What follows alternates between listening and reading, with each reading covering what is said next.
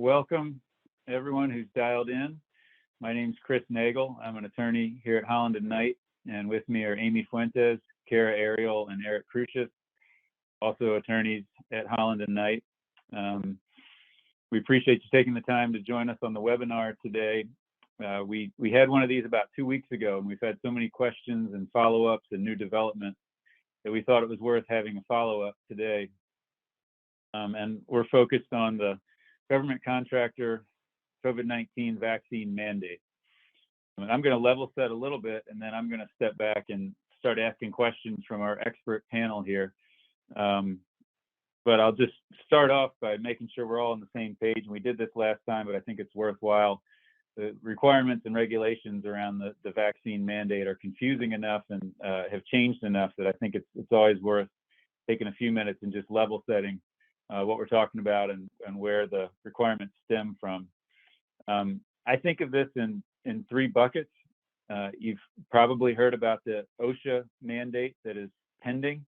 There's a rule that the administration has indicated will come out from OSHA, and that applies to all employers with 100 or more employees who work for them, and it's going to apply across the board. It sounds like they are suggesting that rule, when it comes out, will require either all employees to be vaccinated or to be tested each week. I keep saying in the future tense because it's not out yet. So we're sort of hearing what the administration is projecting and assuming that it's going to come soon, but we don't know that with certainty. So that's kind of the first bucket of what you've heard about in the news to date. The second one is what we're going to talk about today, which is for government contractors, this idea of all covered employees being required to be vaccinated. And note, I didn't say a test as an alternative to that. And that we're going to spend the better part of the next 90 minutes talking through that, how it's applied, what the rules are, and a lot of the questions that we've been getting from clients. We've just gathered up most of the questions we've received and threw them on slides, and we're going to talk through all those. We also have the Q&A function open, and so hopefully attendees will feel free to ask their questions in the Q&A. We'll try to get to them as we go through, but if we don't, we'll try to circle back if we have time at the end. So that's the second bucket, is the government contractor mandate. The third bucket are requirements also applicable to government contractors, but in this case, only to contractors who send employees onto a federal site. So each federal agency may impose different requirements, usually more rigorous requirements, to employees who work on that federal site. So if you've got folks who are going onto a military base, into a federal base, they may have additional requirements. The administration has put out guidance to agencies that says, in effect, people need to have either an attestation form saying that they have been vaccinated, or sign up for the agency's internal testing program. But we have seen agencies take that in different directions, some of which have said we need everybody to be vaccinated. We've also seen agencies say, if we want a list of everybody coming on base and whether or not they're vaccinated. And so we've kind of dealt with those issues separately, but suffice it to say the federal government has a lot more authority if you're going to enter into their workspace to lay down rules that those within that workspace have to abide by. So we're not going to spend as much time on that third bucket, although if we get to the end and we have questions, we can certainly circle back on that. And we can talk a little bit about what we expect on the OSHA on the first bucket. But again, that's all really speculative at this point. So we're gonna hone in on the second bucket on the government contractor vaccine mandate. And I'm gonna start with this introductory piece, and then I'm gonna shut up more and let Eric and Kara and Amy talk more. But to get this out, because I think most people know it by now, but again, to level set, I think we want to just take a few minutes and explain, when we say the government contractor mandate, what are we talking about? How did we get here? It starts with the executive order back in September, 14042, and that was President Biden's orders putting this in motion. And what the upshot from our perspective in that executive order was, there will be a task force gathered and put together guidance, and then that guidance will eventually lead into a new FAR clause, a new contract term that will be incorporated into federal government contracts. And so you see the creation of the task force that happened, and then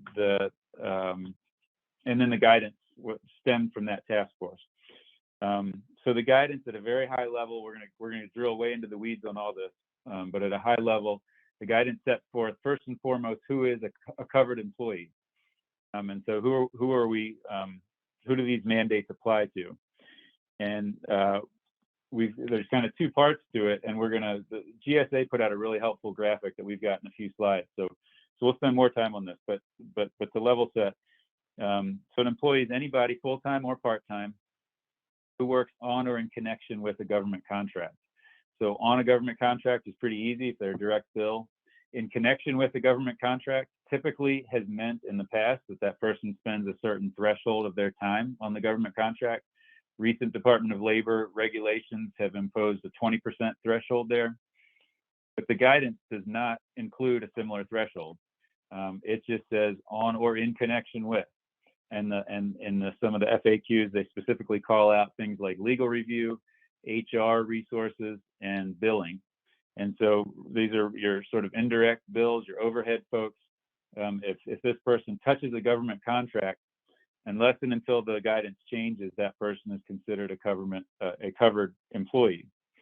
And then the first definition here is probably the most important one, and the one that expanded the scope of this more so than anything the government has done previously in the world of government contracts, which is to include this idea of a covered workplace. So we just talked through the first part of how somebody becomes a covered employee. They're on or in connection with the government contract. And then if that person, on or in connection with the government contract, working at a facility where there are others who may not themselves, other employees who may not be working on or in connection with the government contract, then that entire work site becomes, I will use the term infected, or that entire work site, then anybody working there becomes a covered employee. So now you have any facility where there's somebody working on or in connection with the government contract, and where they may cross paths because they're in a lobby or an elevator or a parking garage or a break room. And then, by the way, people who work from home who are themselves on or in connection with the government contract are covered as well. That leaves, in essence, people who are working at a facility where there's nobody working on or in connection with the government contract and won't be visited by somebody on or in connection with the government contract. Or somebody working at home who's not connected with the government contract. Those folks may be outside the box. Otherwise, all the requirements that we're going to talk about today will apply to all of the employees. So we had the guidance that was issued, and part of the guidance, part of the executive order, set forth that there's going to be a FAR clause. That FAR clause is in the process of being written right now by the FAR Council. And in the meantime, there's FAR deviation, which means it doesn't have to go through the full rulemaking process, but instead agencies can issue a deviation immediately, which is what they've done.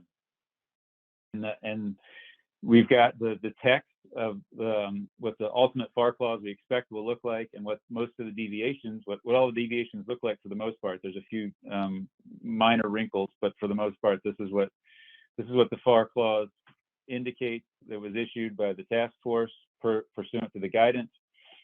And to me, the most important part of this is section C, which says the contractor will comply with all guidance that stems from the task force, and then they include a link to the task force guidance.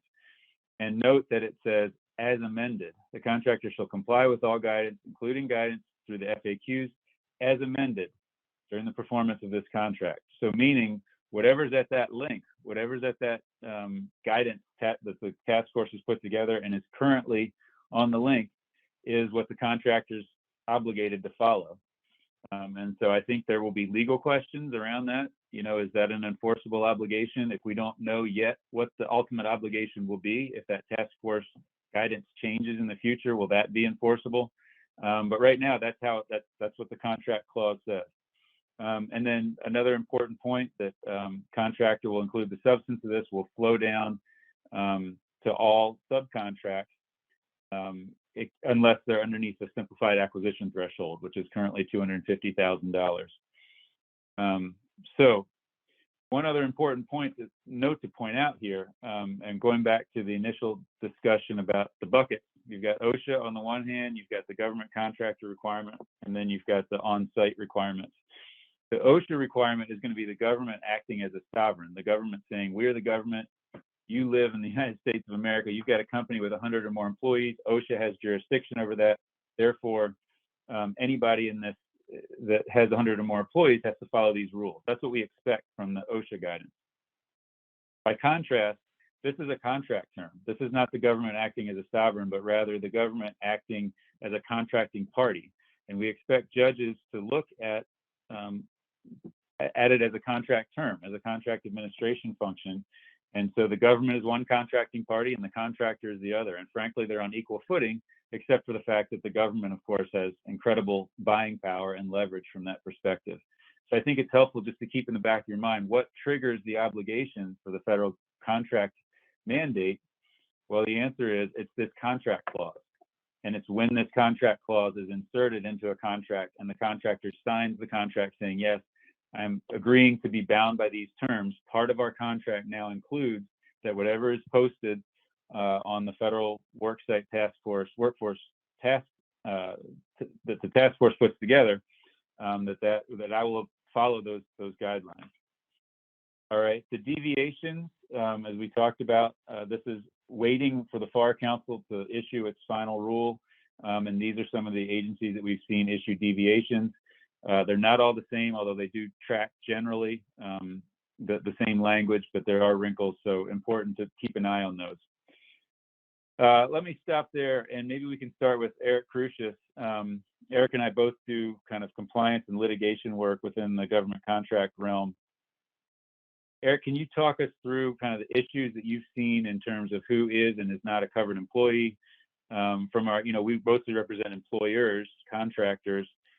What have you seen come up, and can you walk us through with a little more detail, maybe some of the nuances of the definitions and how they're split out? This is a GSA slide, by the way, which we thought was helpful. Yeah, thanks, Chris. Great introduction, and thanks for having us be a part of your day again on this vaccine mandate. I've been joking with people that I'm now a vaccine lawyer because that's all I talk about with people every day now, all day, every day, vaccines all the time. I think, this was rolled out very quickly, of course, and that's not a criticism, it's just the reality of what we're dealing with. And because it was rolled out very quickly, I think the government probably hasn't anticipated all the various situations that we'll see. But I think it's important to note that, and I think we may have said this in the last webinar, that it says in the guidance that, if there is an ambiguity, the government's more often than not going to resolve that ambiguity in favor of the interpretation that gets more people vaccinated. So that's the first thing to keep in mind as kind of an overview as we're looking at this, that the government's going to look at this in a way that will get more people vaccinated. The second thing is that, we have a situation where different strokes for different folks, different agencies are going about this differently. Some agencies are taking a broader approach and they have different clauses. The class deviations are different from each other. And that means the employees who are going to be impacted, it's not a one size fits all. It's going to be dependent on which agency that contract is for, whether that employee is going to be impacted. Assuming, certain things where you don't have contracts with multiple agencies, so they're covered anyway, or there's folks working on multiple contracts with multiple agencies. But from a general sense, that if you have employees who are working for different agencies, one may be covered in one instance and one may not be covered in another instance, especially if you're down the supply chain, because, for instance, NASA requires the flow down for all contracts above the micro purchase threshold, which is $10,000, whereas the general FAR clause that was released by the FAR Council is $250,000, which is the simplified acquisition threshold for services, including construction. So if you have a subcontract for products, for instance, as many of you do who are listening, I'm sure, and the subcontract is $100,000. Well, the folks working on that subcontract will be, for NASA, will be roped into this, and the people maybe working on a DoD subcontract will not. So that's one thing to kind of think about as far as is the employee going to be impacted. I always say you look to the contract. What does the clause say? Because they may or may not, depending on the clause that you have. And then, of course, you have a situation where you have companies that are working and supporting, the contractor, but maybe they're not working on anything to do with the contract. And the guidance, suggests that this mandate should be flowed to them, but there's no absolute requirement to do so. So I think, as folks are pressed with these various situations, a lot of which were probably not anticipated, you have to, the most important thing is to look at what's the legal requirement here. Does this have to be flowed to me? Does the contractor or the government have to give me this clause? And if the answer is no, then I think, you may want to fight back. I mean, each company has its own way that it wants to go about this. Some are good with accepting the clause and moving on. And some, think that this clause could adversely affect their business operations. So they're looking for a way, to minimize the impact. And if you're in that latter bucket, like most companies are at this point, you'll certainly want to look for ways to minimize the impact. And one of those ways is if the clause is not legally required to be put on to the company, then find ways to kind of push back from being put on to the company.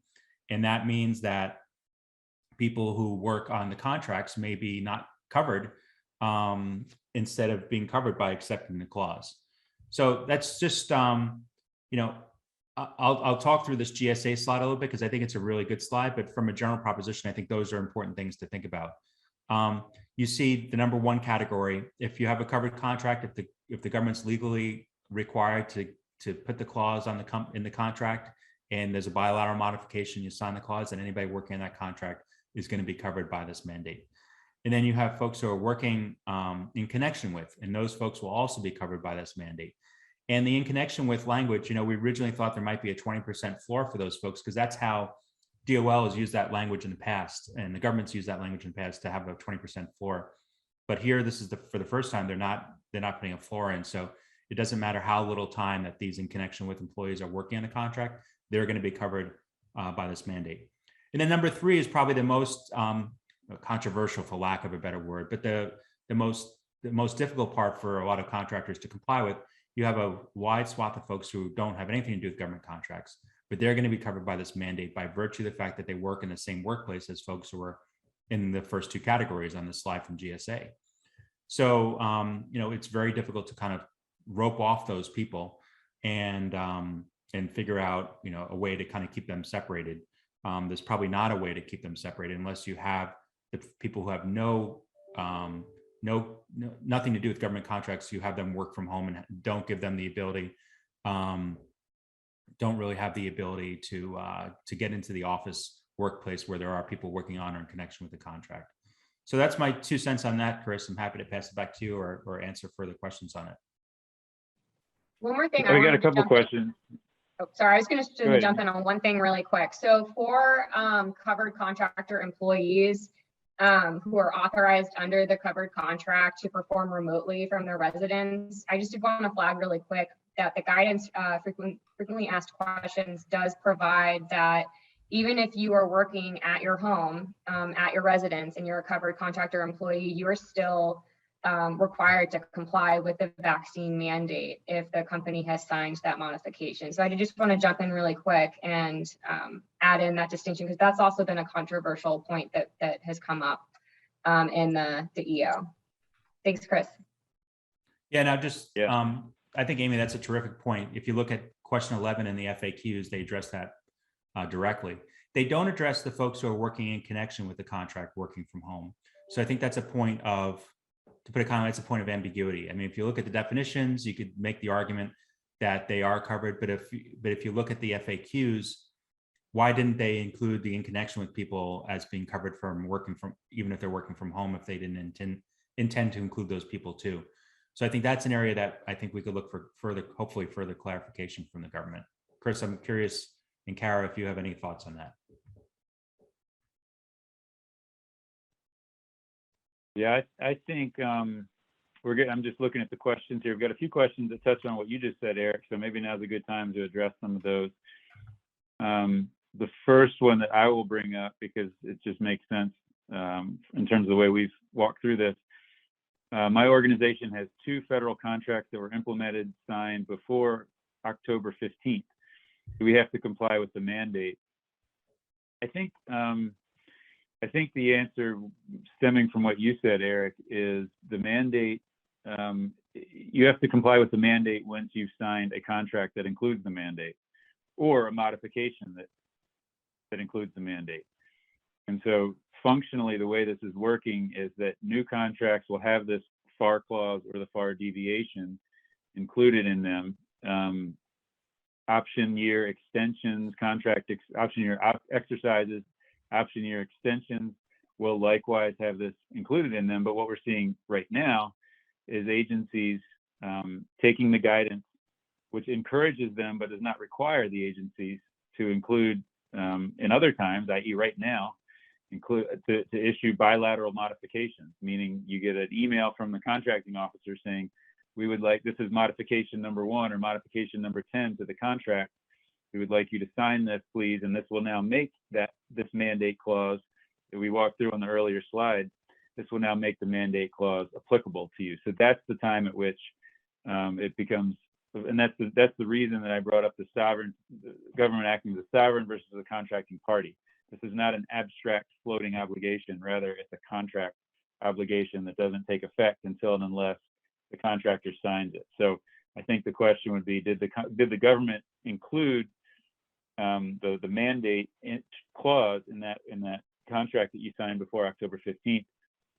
If not, I think that the mandate does not apply, but stand by for a bilateral modification coming from the government, because a lot of agencies are doing that. I don't know, any other thoughts on that, Eric? Yeah, I think you're spot on. You have to look to the contract. And from a practical standpoint, if the government hasn't, if let's just say it sounds like your contract will expire in this example in October of next year. So you have a whole year to kind of think about compliance with this, but you're concerned that the government may kind of require an out of cycle bilateral modification to put it in.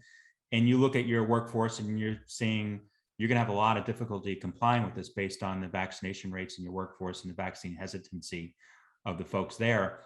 It may make sense. Each situation is different. It may make sense to proactively reach out to the agency and inform them of that it may interfere with performance of the contract, and maybe not wanting to interfere with the performance of the contract, the agency may hold off sending a bilateral modification.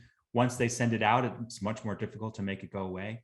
So I think if you're in a situation where you have nothing to lose, each situation is different. So this is not legal advice, but you may think about reaching out to the agency and explaining your situation to thwart maybe a potential modification.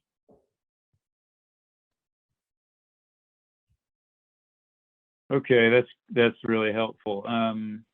We have several questions here that are sort of deviations on the same thing, which is, what is in connection with a government contract? For example, one of the folks asking questions said they've got one headquarters area and then several clinics or facilities, and only one of the facilities, one of the clinics, has federal contracts. And so in a situation like that, Eric, what factors are you looking at to determine who is in connection with a government contract and who's not, when you have multiple facilities plus a headquarters facility? Right. So, there's not a clearly defined line as far as what is in connection with a bright line rule. But if somebody is helping support, if somebody is helping a government contract work properly, they're not billing to it, but whatever they're doing is helping a government contract work because they're providing HR support, they're providing billing support.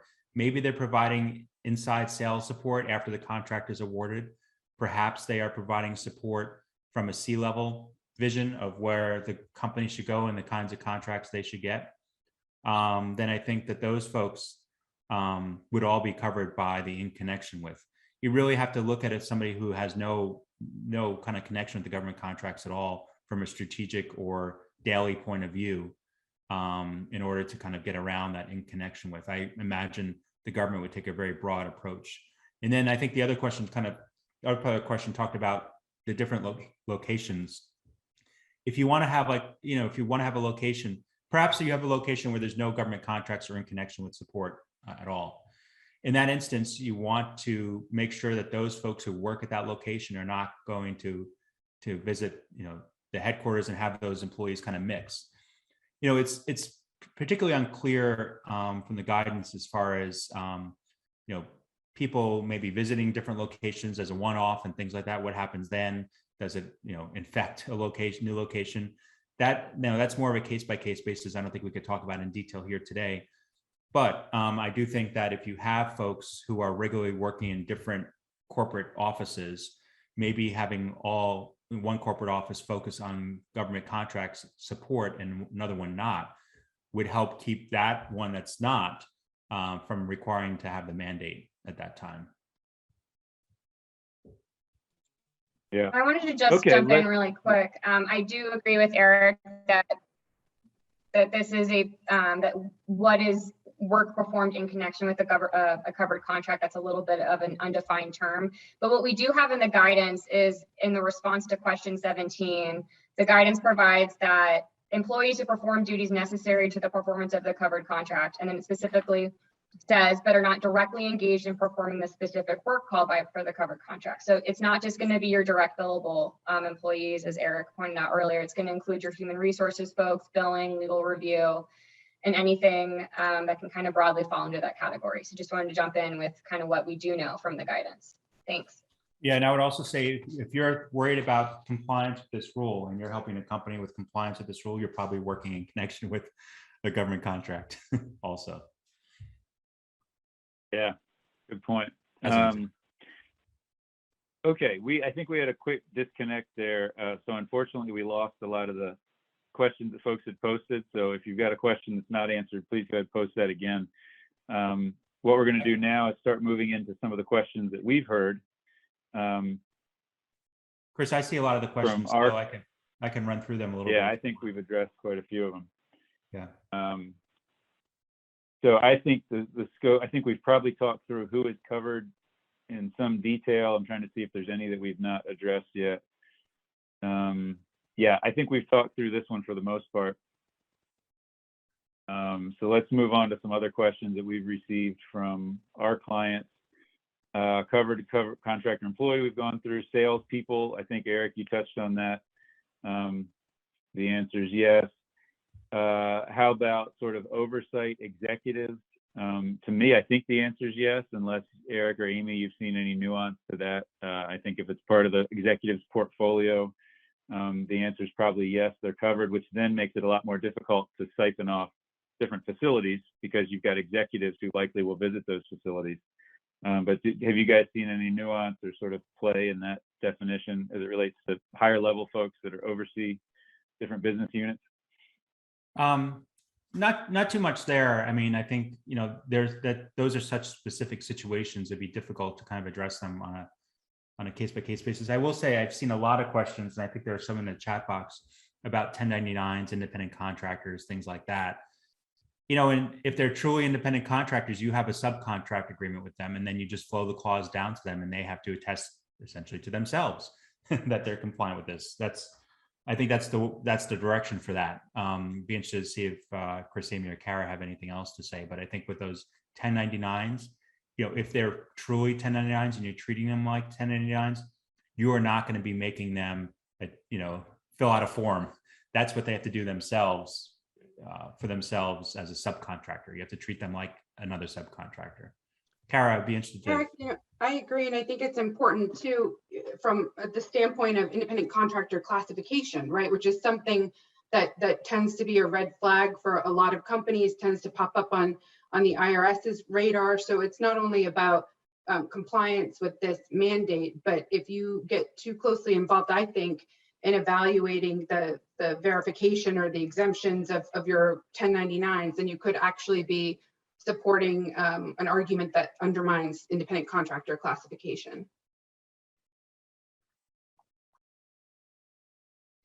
Yeah, I think that's right. And it's a good opportunity too. And by the way, I don't think I introduced Kara, but she is our labor and employment expert and also does a lot of work with government contractors within that context. So he brings a ton of experience and expertise that's really valuable when talking about this. I think that's a good opportunity maybe to talk about too the obligations stemming from this flow down requirement. I read the FAQs pretty clearly. I don't have the specific FAQ in front of me, but it said something like, what is a prime contractor's obligation to ensure the compliance of a subcontractor? And the answer, I think, tellingly says your obligation as a prime contractor is to flow down the clause. And that was a perfect opportunity for the government to say, these are your obligations, prime contractor. You have to, for example, ensure compliance. You have to see the vaccine proof from your subcontractor employees. You know, you have to get some sort of attestation from your subcontractor. The government said none of that. Instead, the government said your obligation is to flow down the clause. So I read that, at least unless we get different guidance, I read that to mean once you flow down the clause, your obligation is done, as far as your obligation to your government customer. So I think Kara's point is well taken. Is what is a 1099 if they're not, if you're following the rules, then that 1099 should be functioning in the same way that a subcontractor would function. And so I think that's right. Whatever agreement you have with 1099 should follow the same rules as you flow those down. Anything else for our panel in terms of subcontracts, obligations to subcontractors, 1099s, that whole issue of that piece of the guidance? I've seen some more questions come in about it, and I think it's not an easy interpretation. You'll have to look at what your company does and how they do it and try to figure out where that line is. There's not going to be a one size fits all on who's in connection with and who's not. But I would be very cautious about it because the government's taking a very expansive view of how this applies. So, just be wary and, call your local friendly labor and employment lawyer or a government contracts lawyer to help you figure it out. What about the definition of subcontract? This is one that I've heard not only in this context but in other contexts, frankly. And my experience has been this is a murky area, and we've seen it in sort of legal academic writing and in terms of ways that the FAR is deficient. But I have not seen a lot of guidance in terms of what is and is not considered a quote subcontract. Eric, Amy, Kara, have you dealt any in that area, and any thoughts in terms of helping our attendees decide what is and what is not a subcontract? Where do we have to slow this down, and where can we let it go? I mean, I'll just start. At least in my mind, the subcontracts are the contracts that you're using whatever they give you to perform the government contract. So if they're providing personnel, if they're providing products, then they're a subcontractor under a government contract. If they're providing ancillary services, I saw a couple questions on that, like legal services or HR support and outside HR support, then I don't think they're going to be necessarily covered by this mandate because they're not a subcontractor. So you figure out, what do I need to do in order to perform my government contract? What do my CLINs say? What do my line items say? What am I getting paid for? And then anything that you're providing to the government and that paid for are folks, I think, that will act as subcontractors. But Chris, you're right. It's murky, right? It's murky at best. So, that's, from a practical standpoint, I think that's a good way to look at it, but there'll be situations where that rule doesn't work, although I think in the vast majority it will work. I'll go ahead and jump in really quick on this. So the EO itself specifically says that subcontracts under the simplified acquisition threshold, that those subcontracts don't have to be have the vaccine mandate. It says the same for subcontracts solely for the provision of products. So I think those are two areas where, if you also look at the FAR clause that we looked at earlier, those definitions are not required in that subsection that requires the flow down to other subcontractors. So that is, I think, a carve out that is clear. I also saw a question pop up earlier about whether you were just supposed to tell the subcontractor about the vaccine mandate if your contract has that clause.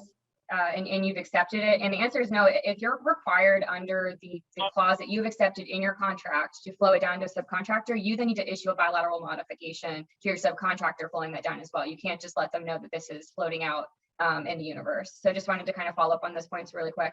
And one more thing, in terms of, Chris, you have a really good point about there just being these different definitions, definitions of what subcontractor and subcontracting are in the FAR. You have the main definition, I think, under FAR 44.101, but tellingly, or not tellingly, but kind of confusingly to me at least, I was surprised that the EO itself or the guidance did not define subcontractor or subcontracting. So, you know, I think it kind of goes to an area of risk and what kind of position you want to take on where what the applicability is going to be for your business.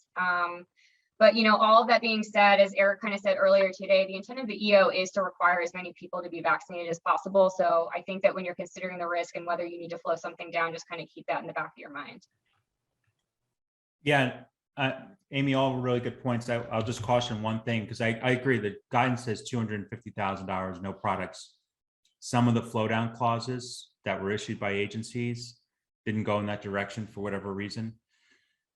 So just to look to the contract itself. But I think you're right. I think one way to push back, as you pointed out, Amy, was to look at the $250,000 level that's in the guidance and say, hey, your clause is off kilter here. You're seeking to put a clause that the guidance said is not required in this instance. So, you know, there's an avenue for potential pushback there if you want. Yeah, and that touches on one question that just popped up here. What if our contracts with the government are for products? In this case, we are not a subcontractor. We have a direct contract with the government. And I think what you're saying, Eric, is, well, especially with prime product contracts, there was some question in terms of whether the guidance was going to apply or not. Certainly excluded subcontracts for products, but there was a little bit of ambiguity in terms of whether it would apply to products contracts. But I think what we're seeing is agencies are including this clause in contracts, even if they're not required to. And so it sort of becomes a moot point. You can, maybe it's the basis to push back and say, we're not going to sign it because the executive order doesn't require you, agency, to include this. The agency says, yeah, but we're encouraged to include it even in times we're not required to. And this is an instance where we are going to include it. And I think, Eric, you've got some experience, and Amy as well, actually, both of you do, with respective clients who work in the product space.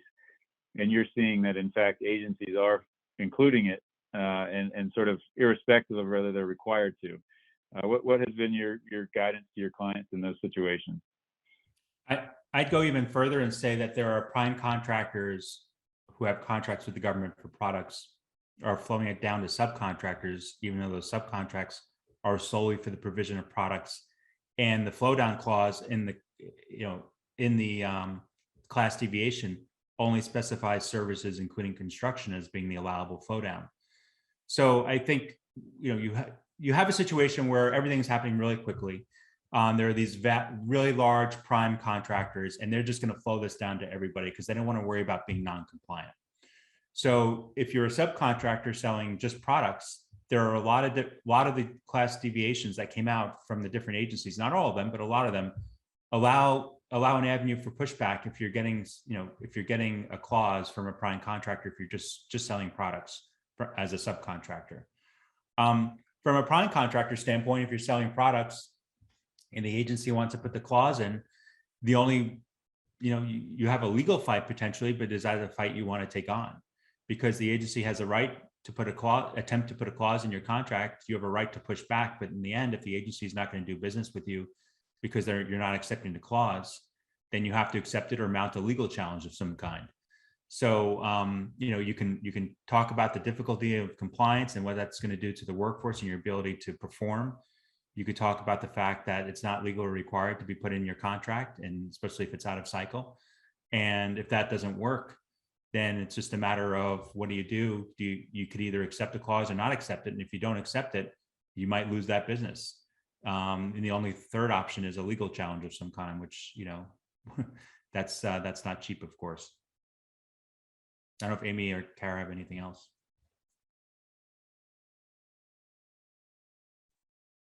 Yeah, I think you've raised an interesting question that I think we may have in a later slide, but we might as well talk about it now since you brought it up, Eric, which we get this question a lot too. What's the risk in me saying no? Can I say no to let's just take the example of a bilateral modification. So we're in the middle of the off cycle, as you said, Eric.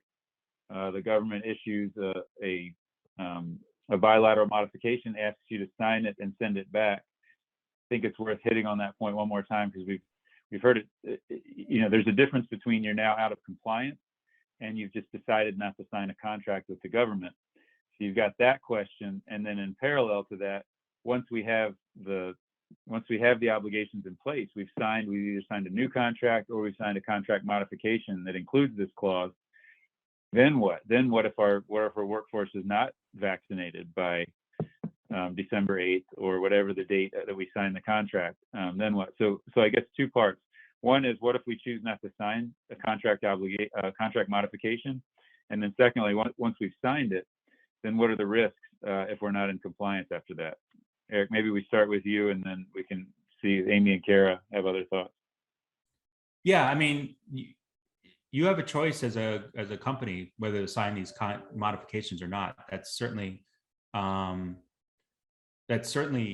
opportunity, you know, to have a dialogue with the government. But in the end, the government, you know, they have the right to contract with whoever they want, and that may include not with companies who don't want to sign this bilateral modification. You saw a lot of you have probably seen what GSA said, that if you don't sign it by November 14th, we're going to essentially hide your schedule from view, so that way agencies can't order off of it.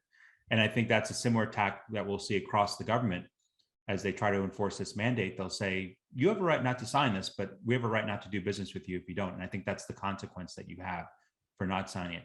Once you do sign it, then it's like every other clause. You have, you know, hundreds of FAR and other agency clauses in your contract.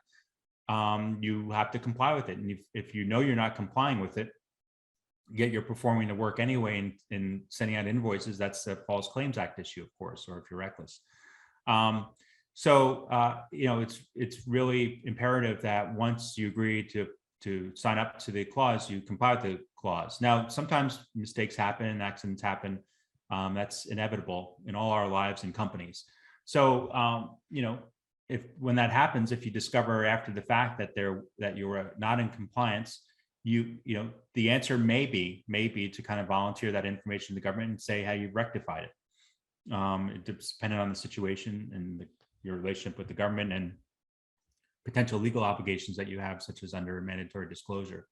So, but that's all, you know, that's all very far in front. What the government can do if they found out that you're out of compliance is they could send you a corrective action notice, require you to get in compliance by a certain time. They could terminate your contract for convenience. They could give you a negative CPARs. They could terminate your contract for default. A whistleblower can file a lawsuit. These are a parade of horribles, but they usually don't all happen at once, right? It's usually some kind of slow step-by-step escalation, and contractors usually have a warning to kind of get into line once the government finds out they're out of compliance if the contractor was unaware.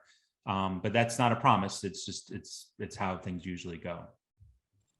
I just wanted to jump in really quick. I think as well, prior to just having these options of signing the bilateral modification or not signing the bilateral modification, if you know that you want to move forward with performance of the contract, your intent is to comply with the vaccine mandate, but your business is having trouble getting up to speed by that deadline, you should communicate with your contracting officer, let them know what's going on, let them know why you can't accept the modification right now, put it in writing, communicate with them often, tell them if there's going to be workforce issues or, you know, kind of what's going on your end. And to that note, I just wanted to flag that the White House, the head of Biden's COVID-19 kind of task force gave a White House briefing earlier this week. And in that, he kind of suggested that those deadlines are not cliffs. And again, that's not in the guidance and that's not in the EO itself, but that is, you know, coming from the White House. And, you know, basically what he said is that, you know, the deadlines are not cliffs, that they don't want impacts to the mission and disruptions to what the agency needs. So that does suggest some level of flexibility. And again, I think that came out 1 or 2 days ago. So I just want to flag that this is a constantly evolving landscape, as everyone's aware. And, you know, we have the EO, we have the guidance, we have the class deviations, but we're also then hearing at White House press briefings, you know, from Biden, the Biden administration. So we're all just kind of reacting and hearing the news as it's coming in. But I did just want to flag that does signal to me, at least, and I would like to hear what everyone else is saying, that there might be some flexibility, and certainly that agency contracting shops might be willing to work with any requested extensions to kind of get that mandate through. Yeah, Amy, I think you're right. I think, you know, it's not in the guidance, so unfortunately we can't rely on it. So I think that's a really good point. You know, I was trying to read between the lines of that White House briefing and just try to get an idea of what he was actually saying. He didn't say you didn't have to comply, and he didn't say, you know, he said something like, once we hit the deadlines, and thank you for one of our colleagues, Kelsey Hayes, actually for bringing this to our attention earlier today. But even once we hit those deadlines, we expect federal agencies and contractors will follow their HR processes, and that for any of the probably relevant small percentage of employees who are not in compliance, they'll go through education, counseling, accommodations, and then enforcement. I don't see any way, I don't see that they can stay in their current, he's not saying they can stay in their current role necessarily, just that they have to go through this process that you normally go through when you might need to let go of an employee. I think Kara is probably an excellent resource on that process. So I'd be open to, of course, to what Kara has to say, but I didn't get the warm and fuzzies there that they'd be forgiving. I think that's going to be up to the individual contracting officers. But I think, Amy, great point bringing that up. It's important to know.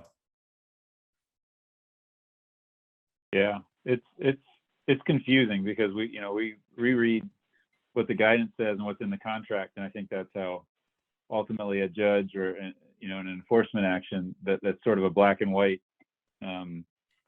determination. You've got this obligation to follow what the guidance says, and the guidance says all covered employees have to be vaccinated or have an exemption, which we're going to talk about in just a minute, by the way, and probably spend most of the rest of the time on exemptions and accommodations. We're going to get into that. I see a lot of questions on that, and that'll be a big part of showing Kara's experience to bring to bear there. But back to this press briefing, for what it's worth, it looks pretty black and white to us, I think, in the guidance. But then you've got somebody saying there's not a cliff here, meaning with respect to the deadlines. Once we hit those deadlines, we expect people to follow their standard HR processes. This is a quote that Eric just read. And that they'll go through education, counseling, accommodations, and then enforcement. Does that mean the agencies are going to do that? Does that mean employers are going to do that? It's hard to know how much significance to read into this. But at the very least, if we've got issues, it may at least suggest that a dialogue is worthwhile with the government. So I don't think we as attorneys would ever advise you can rely on this to interpret the guidance in a different way than the words on the page say. But at the same time, I think it's helpful context. And there have been the first of what probably will be many legal challenges as well. So again, underscoring what Amy said in terms of the influx nature of all this. Unless any of the other panelists have thoughts on this point, I think it might make sense to pivot now and start talking about exemptions and accommodations. I know that's a big topic. Anything else before I move on? Okay, then let's talk about medical and religious exemptions. So the mandate or the contract clause, assuming a company is signed up for it, says all covered employees, and that again includes on or in connection with government contracts, plus those working in the same place as those on or in connection with government contracts, that they have to either show their employer proof of vaccination or get an exemption from the employer, either medical or religious. So, Kara, maybe you can start with an overview. We hear these terms exemption and accommodation. Can you just, at a high level, for those who haven't thought too much about it yet and just trying to unpack all this, what does that mean when we grant an exemption versus an accommodation? How does that process normally work, and how do you expect it'll work with respect to this contract clause? Sure. So I think that, and thank you, Chris, for setting that up. I think that certainly an exemption from your policy, from your vaccine policy, is an accommodation of an employee's medical issues or religious beliefs. But I'm really encouraging, and I mentioned this on our last webinar, I'm really encouraging employers to look at it as a little bit of a two-step process, right? Because there's the initial request for an exemption, that initial accommodation request that I think that, that needs to be evaluated, a determination needs to be made there. And then separate and apart from that, the employer then needs to consider, are there other accommodations that need to be made to allow the exempted employee to still perform their primary job duties, right? That may be remote work, it may be testing, it may be following other safety protocols. And I think this distinction is really important, because what I'm seeing emerging, in terms of how to best address these requests, to address, employee concerns, to address related operational and business concerns, I think we need to just frame it in terms of 3 steps, right? And I think that employers should first, make sure you understand your landscape, right? I'm going to lay these out and I'm going to talk through each of them.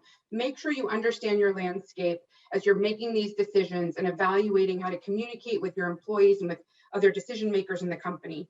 The second piece is to really take your time, right? And this is where the 2-step process, I think, is helpful. You may want to get a good handle on who's requesting exemptions, who's approved for exemptions, but we have a little bit of time to evaluate additional accommodations. And there's some factors that are going to come into play that may impact that.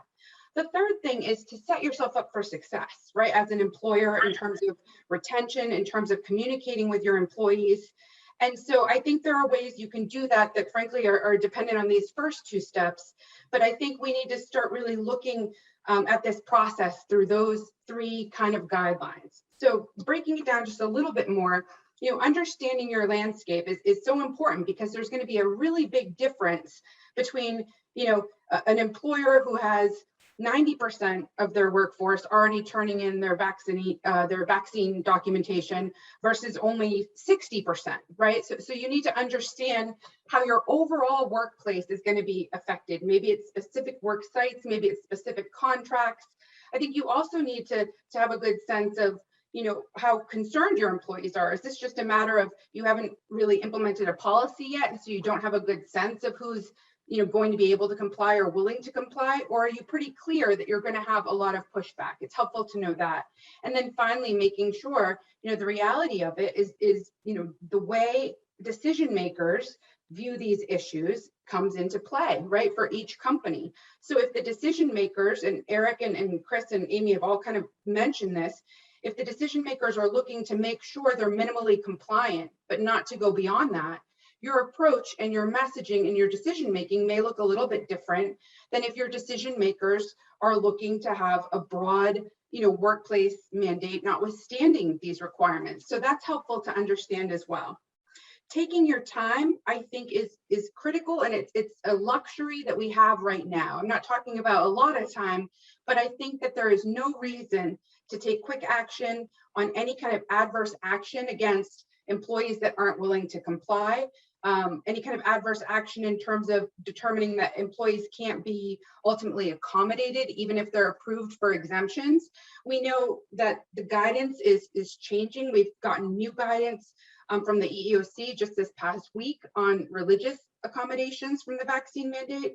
We've gotten new FAQs in the task force guidance relating to medical accommodations. And so I think that it is appropriate and advisable to, again, get a handle on who are requesting the exemptions, right? And so one of my big recommendations is that you give your employees an earlier deadline for raising exemption requests, so that you have time before this December 8th deadline to really go through that interactive process and evaluate these requests. But even once you approve those exemption requests, you can then say, we're still evaluating what additional procedures or accommodations may need to be made to allow you to perform your essential job duties. We're expecting to get back to you on that in the next several weeks. For now, stay the course. We'll be following up, because we're going to keep getting guidance, hopefully keep getting clarification.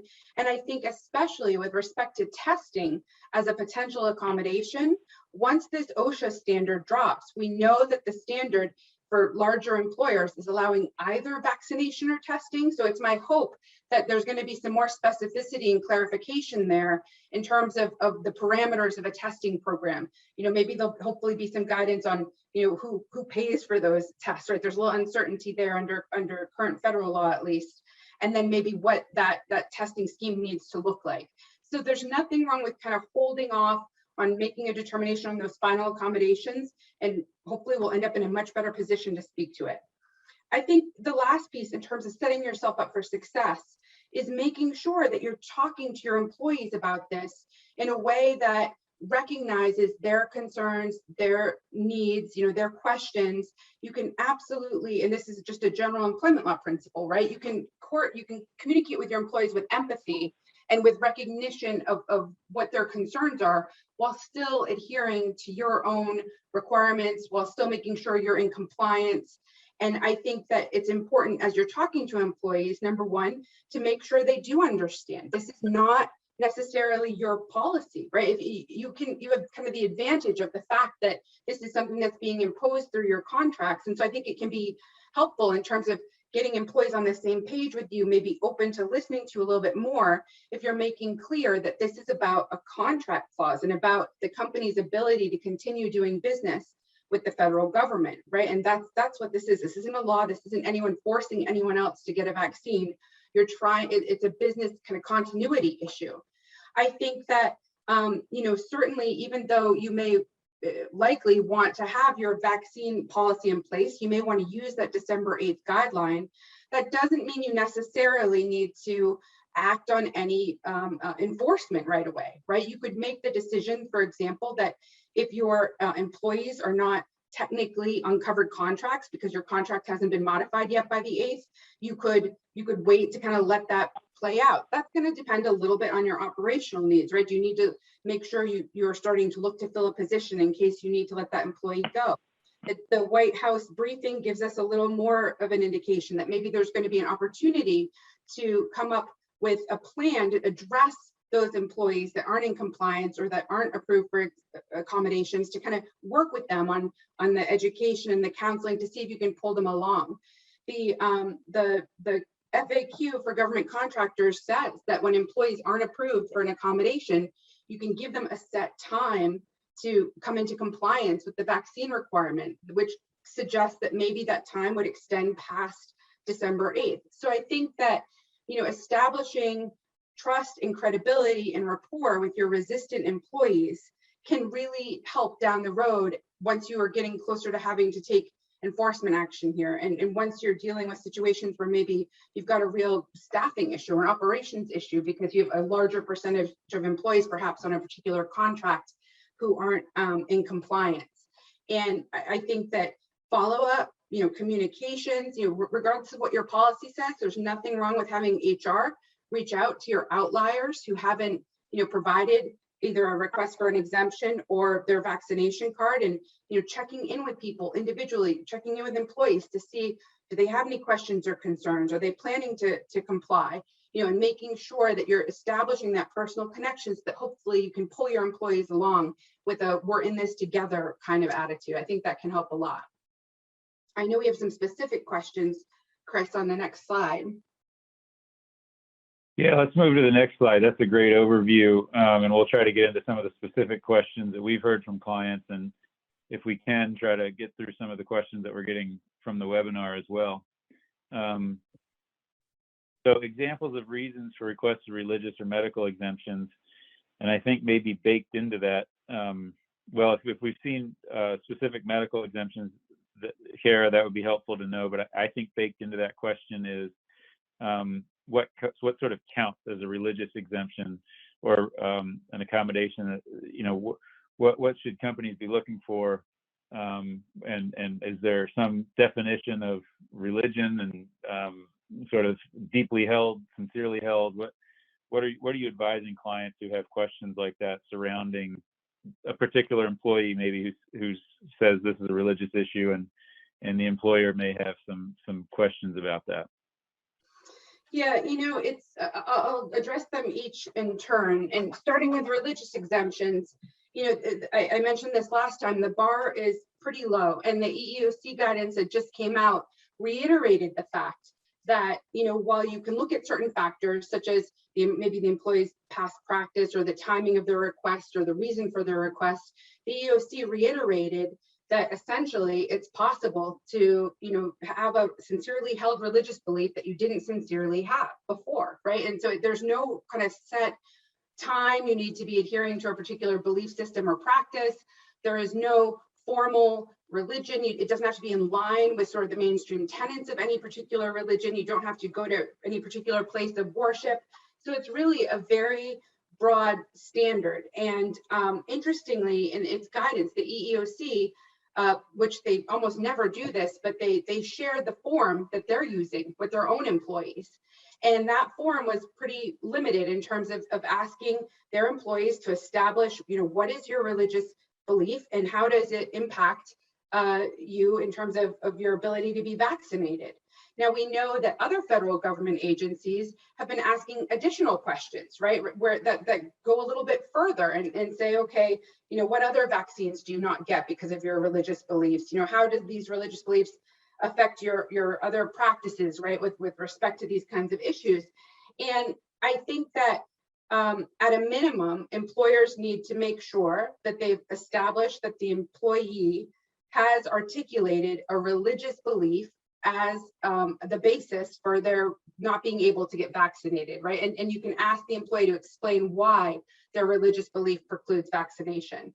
I think whether you go further than that is a really fact-specific analysis, and it depends in part on your kind of risk tolerance and how hard you want to push back. I think many of our clients, and I think this is reasonable, are taking the position that, look, we want to make sure we've kind of done our due diligence on establishing this exemption, but we really don't want to push very hard. We'd rather focus on whether we can then accommodate our exempted employees through other practices.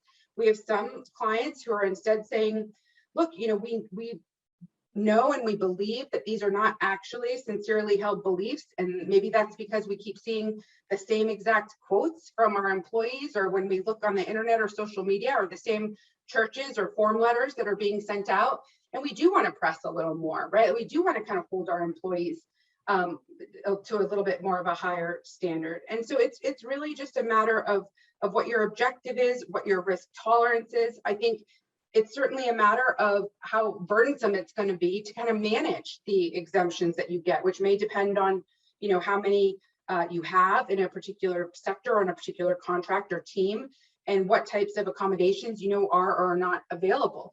For example, if you have employees that are working on a government site that has already made clear that regardless of whether you're legally entitled to an exemption or not, you cannot come on our work site if you're not vaccinated, and the employees can't perform the work remotely, then, really in that situation, how we evaluate the exemption request isn't as critical, because regardless of whether you grant the exemption, you're not going to be able to accommodate the employee. So I think you need to be looking at it very kind of holistically and figuring out how to, for lack of a better way to say it, how to pick your battles, right? And decide like at which point you want to drill down on and why. And there's going to be a number of business factors that are underlying that.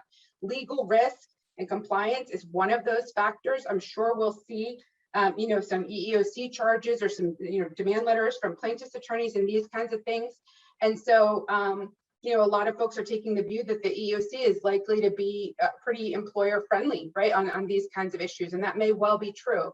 And so it's really about your risk tolerance and your operational needs in terms of how you evaluate these things. I think it's helpful to have a set team or a single person, if you're smaller, evaluating these requests so that you have consistency in terms of how you're evaluating different requests and the information you receive in support of these requests. And I think it's also, frankly, helpful to check in with legal counsel, right? If you have some that you're not sure about, or that you think, maybe you're doubtful, just to make sure you're up to speed on what the guidance says and how you can proceed. One of the really interesting things, I think, and the most helpful things probably about the EEOC guidance, the updated guidance that just came out, is that it expressly said, workplace safety may be a valid reason to take the position that any accommodations create an undue burden for an employer, right? If your employees are in close contact with others, and or you have a lot of people in the workplace, the EEOC acknowledged that that may be enough of a reason to say we can't reasonably accommodate this exemption, right, beyond just maybe granting it. I think that for medical conditions, the government, the task force guidance implemented some new FAQs that I think are helpful to the extent that they give a little bit of definitive information. You know, they make clear that that being infected with COVID-19 at a prior time is not a medical reason for an exemption. The fact that you've had COVID-19 before is not a medical justification for not getting the vaccine. They also identified, you know, tracking with the CDC guidance, some specific kind of contraindications, you know, for example, related to individuals who have allergies to various vaccine components or a past history of allergies with vaccine components, and some other indications. But, you know, interestingly, and this is kind of the problem we keep running into and the burden that our employers are facing, the guidance, just like the EEOC guidance, those FAQs also said, of course, you need to evaluate these things on a case-by-case basis, taking into account the individual circumstances of each employee and each request. So I don't think we are going to have the luxury of you know, kind of this definitive test for when these exemptions do and don't apply. I think it's very intentionally, the burden is left on the employer, probably as it should be, right, versus the government, to make these decisions about each employee's request and whether you can approve the exemption. And then I think from an accommodation standpoint, we're really going to need to be, you know, once we get past this sort of initial accommodation of exempting your employee from the policy, what we then really need to be looking at is, you know, what does the employee do and who controls their work site? Because, you know, it may be if you have an employee that can work fully remotely, and you're the only kind of decision maker in terms of controlling that, you're going to have a lot of flexibility, right, to allow them to continue doing that. Maybe you have them follow certain protocols if they need to come to your office. Maybe you have them submit to testing. It's going to be a lot different if you have employees that need to work on the site of a prime contractor or a government site, and you're going to have to coordinate with those entities to make sure that the accommodations that you want to approve or inclined to approve are something that work site will allow. Sorry, I'm kind of looking to see how far I got through these questions. I think that, you know, in terms of documentation and in terms of what you're requesting from the employee, the EEOC has made clear that an employee doesn't have to use any magic words, right, to say I need an accommodation due to my religious beliefs. And that's always been the case in these kind of accommodation evaluation processes.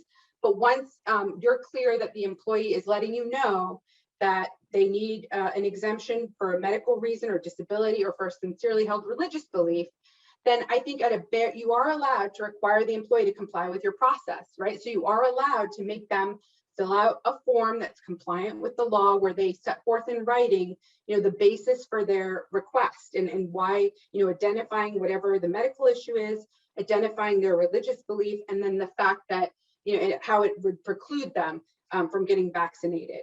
And so I am recommending generally that our clients insist on having employees complete that documentation. And I think it's important for a lot of reasons. I think it's important potentially for compliance. You know, if you end up being evaluated for compliance with the mandate. I think it's also important for referring back and ensuring consistency with your own practices and how you're evaluating requests, and for making sure that you can hold employees to what they're saying, right? And we always talk about the importance of documentation in the employee, you know, performance management process in terms of evaluating any kinds of accommodation. So I really think that's advisable here. I think that for medical requests, you can and should ask the employee to provide some supporting documentation from their healthcare provider, you know, validating that medical condition exists and that the healthcare provider feels that medical condition precludes vaccination. And that's okay to do. And I think that's helpful to do as sort of your minimum due diligence as an employer. Now, I will say for religious exemption requests, you should not require that an employee provide any kind of documentation from a religious or spiritual leader. You can offer them the opportunity to provide that additional information, but it certainly requiring it generally goes beyond what you should be asking for, unless you really have a reason to, you know, you may be able to get additional information if you really have grounds to believe that it's not a sincerely held belief, or it's not a valid request. I think that, you know, again, in terms of accommodations, the value in really kind of kicking the can a little bit is that I think we are going to get more guidance on testing. I think that for larger employers with 100 or more employees, you are going to have a testing requirement for your employees who aren't vaccinated.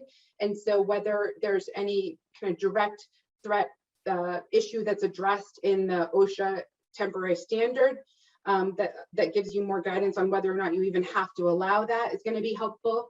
But I think hopefully we've been hearing that's coming out for some time. I mean, hopefully in the next week or two here, we'll have that published.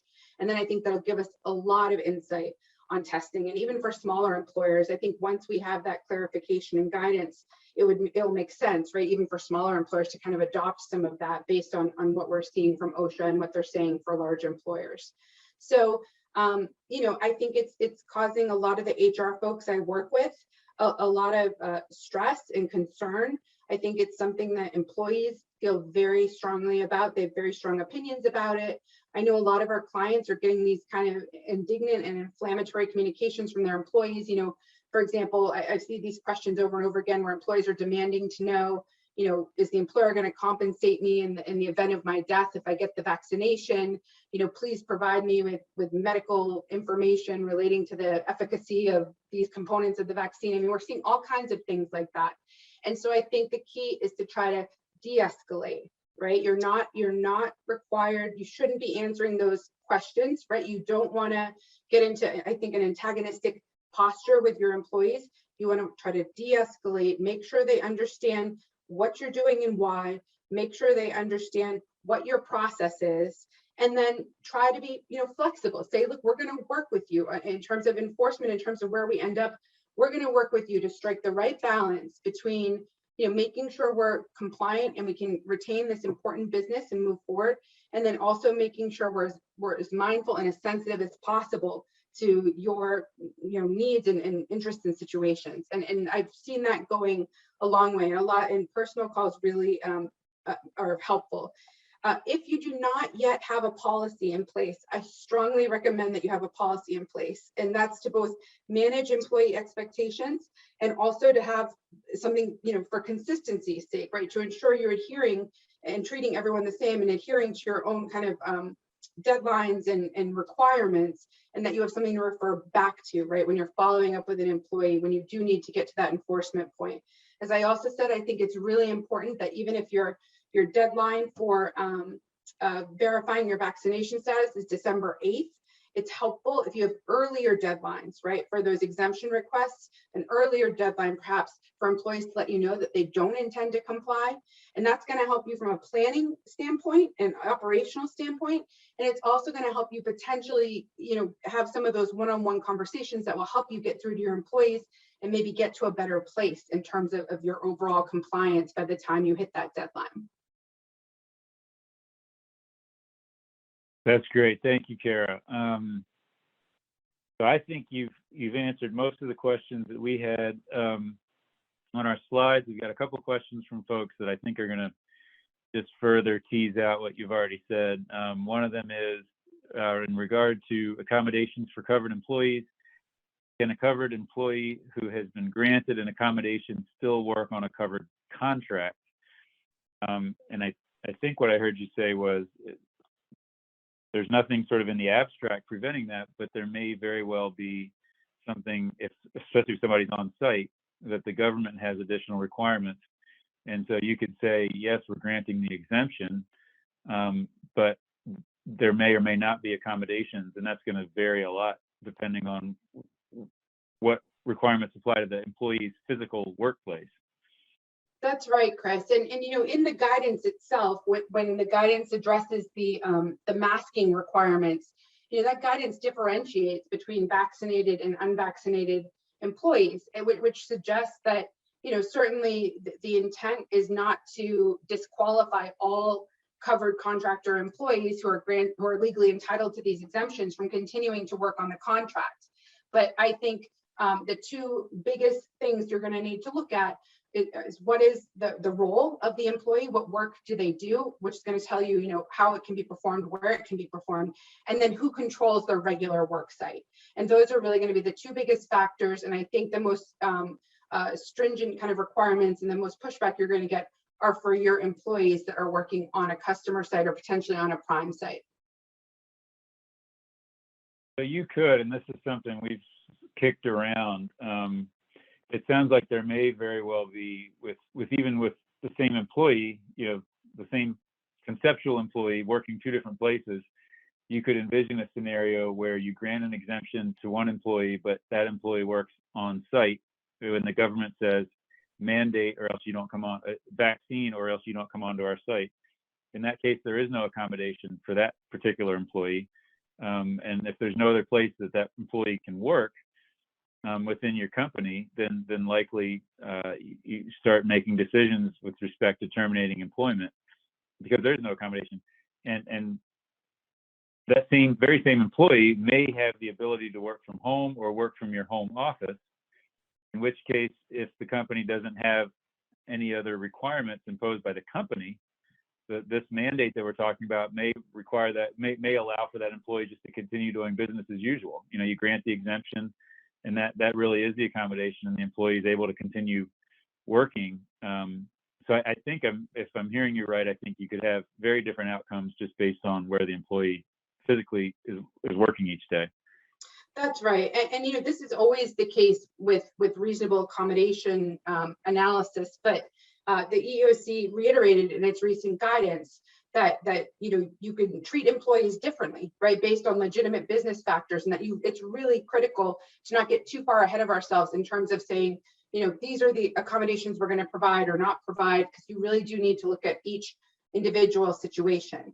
Chris, one thing you said that just raises one more point that I wanted to share that I think is helpful because it's very protective is, if and when you do get to the point where you have no choice but to let an employee go, I think that it's important that you frame that in a way that minimizes your related risks. And what I mean by that is, if you have an employee that you've determined is legally entitled to an exemption, but that you can't otherwise accommodate, either because your customer won't let you, or they're essentially removing them from, or you can't provide accommodations, and so they can't perform on the contract.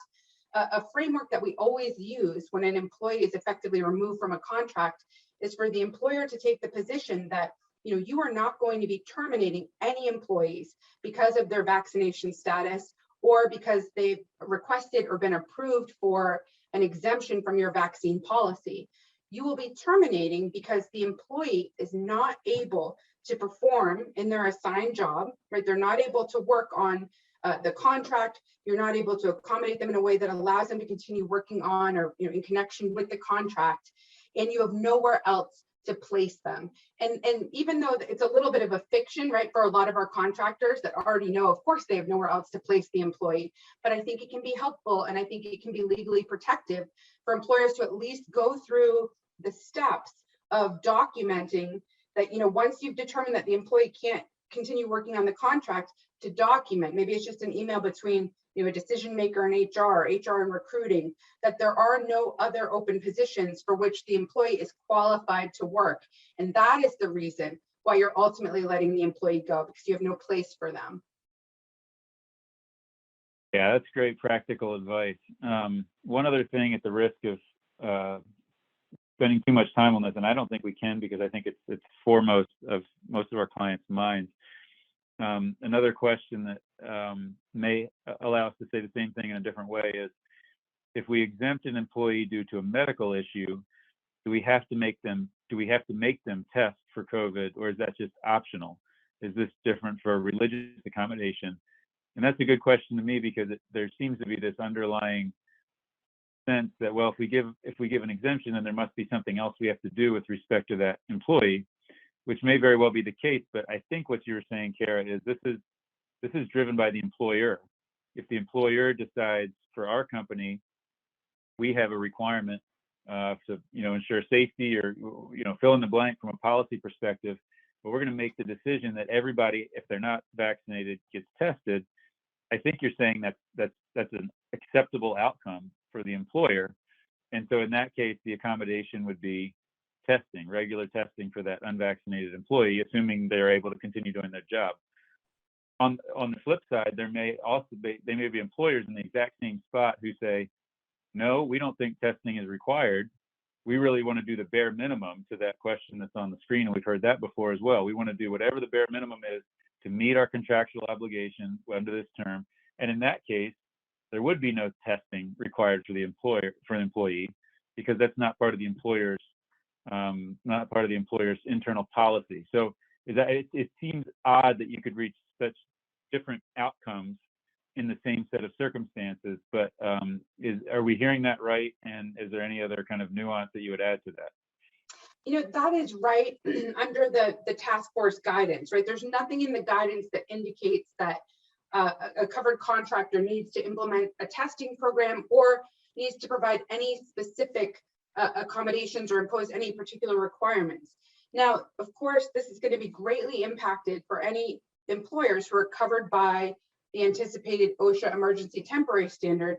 Everything we know and have heard about that indicates that either vaccination or testing is required. And so if you're picked up under that as an employer, you aren't maybe going to have the same choices, right, in terms of what you allow. You may very well have to impose a testing program. That's what we're expecting.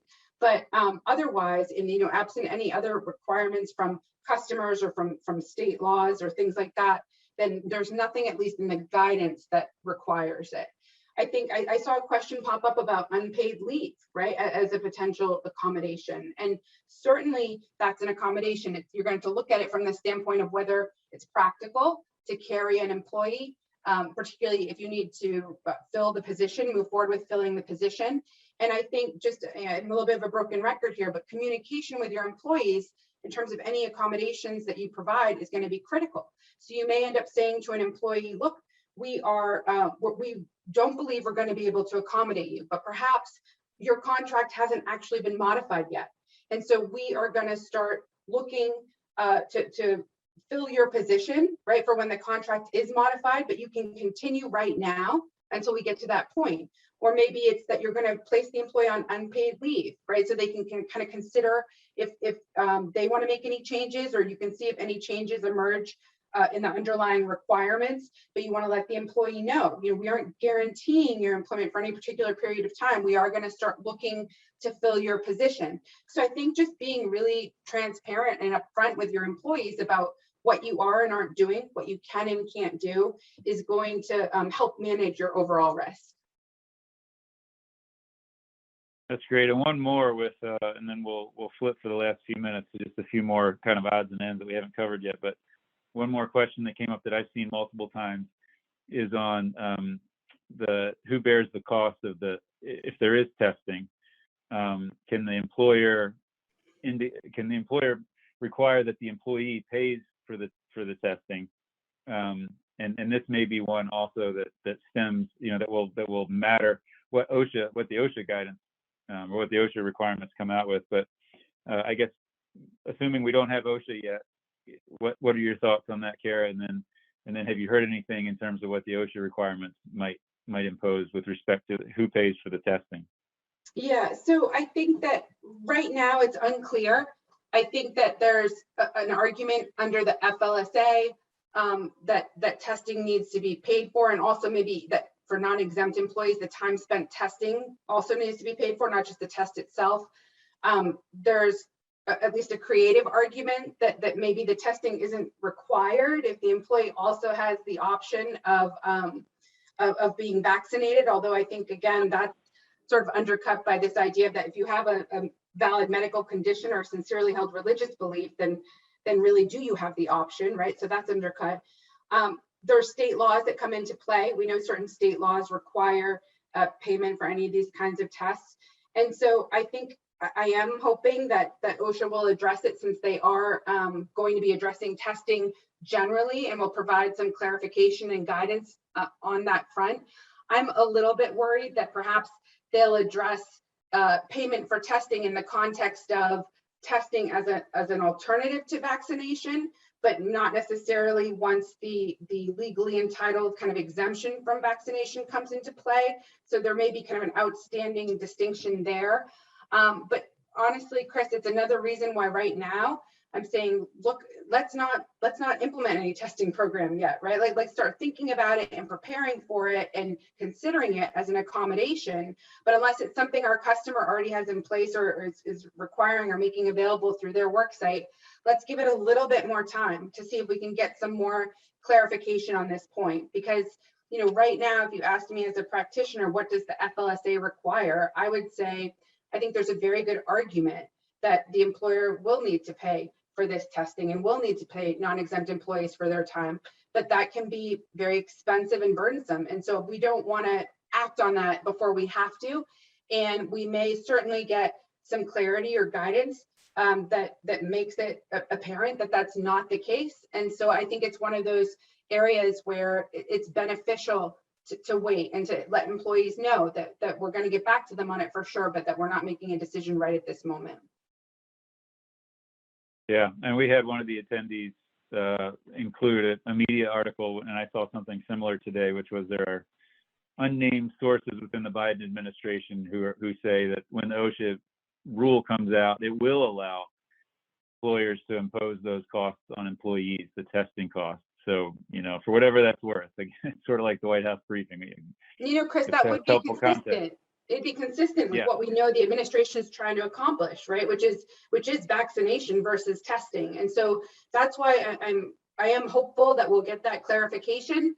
And I think that it's easy enough right now because of this December 8th deadline to kind of hold off until we see it. Yeah, great. Okay, I think maybe with just a couple of minutes we have left, Eric, I know we had at least one question that I think was asking about some of the other safety protocols. And I don't know if you want to just give us at a very high level, you know, there are kind of three parts to this guidance. You had the mandate, which is a big one that we've spent most of our time talking on because it's the most significant for sure. But then you also had kind of safety protocols, workplace masking and social distancing and those sorts of things that we've all gotten familiar with.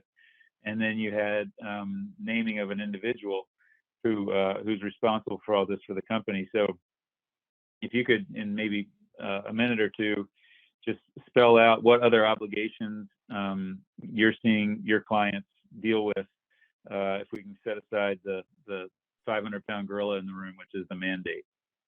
Yeah, I mean, we all forget. It's easy to forget that there are other requirements, and there's a difference. There are differences between vaccinated and unvaccinated employees, and what happens in times of high or substantial community transmission versus low and moderate community transmission.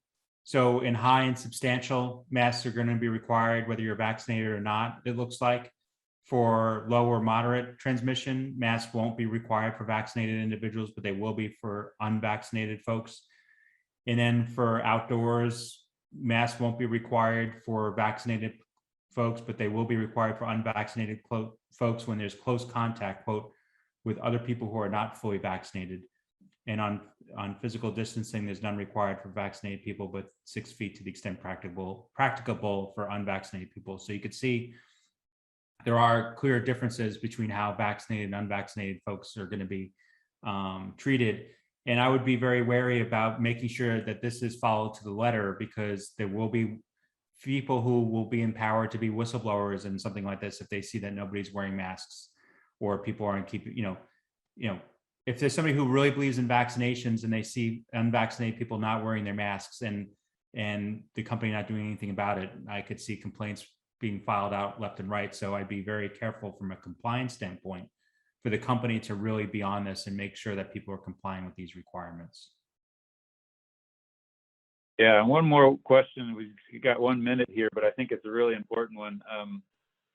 If a company accepts this clause on an existing contract, can we request an equitable adjustment to increase contract award amount as part of the modification to support the additional costs to execute this new FAR requirement? And I think it was the GSA question and answer session where that question came up, and either GSA or maybe a different government representative was doing something similar, and they said, well, the vaccine's free, so there shouldn't be any additional cost. Yeah. which is laughable from my perspective when I think about all the work our clients are doing, both indirect and potentially direct costs incurred as well. What do you think about that, Eric, and from a legal perspective, in terms of trying to recover costs from the government here? I mean, I think it certainly doesn't hurt to ask, right? But the government has been pretty uniform in saying that they're not going to pay for the cost of complying with this at all. They do say, Chris, to your point, in the FAQs, GSA says there's no cost for vaccination. It's widely available. And the implementation of the clause will decrease the spread of COVID-19, which will decrease worker absence, reduce labor costs, and improve the efficiency of contractors. And the upcoming OSHA guidance gives companies with 100 or more employees the option of vaccination or weekly testing. This deviation will be less expensive for federal contractors. So you can see where their mindset is, at least on this right now. Yeah, I think it would be interesting to see if and when these are litigated, if companies have actual costs that are incurred and recorded and sort of auditable, then how strong the government's position will be, because at that point, again, it's going to be one contracting party against another contracting party, and assuming these changes are being made per the changes clause, then the government's required to make an equitable adjustment to reasonable costs that are incurred as a result of it. So I think that is absolutely how the government is telegraphing that it's going to handle these. But I think it remains to be seen how courts and boards of contract appeals will decide on that if and when the government's challenged. So I think as a practical takeaway, recording costs and being able to tie them directly to this modification probably will pay off. All right, we are through our time. We appreciate everybody taking time out of their day. We've got on the slides, if you go to the end, you've got our contact information. We'd love to follow up over email. I think we will probably send out a recording of this to everybody who attended. And so please follow up over email or give us a call if there's additional questions. And again, we appreciate you taking the time to be with us this afternoon. Have a good day. Thanks. Thanks, everybody. Thank you.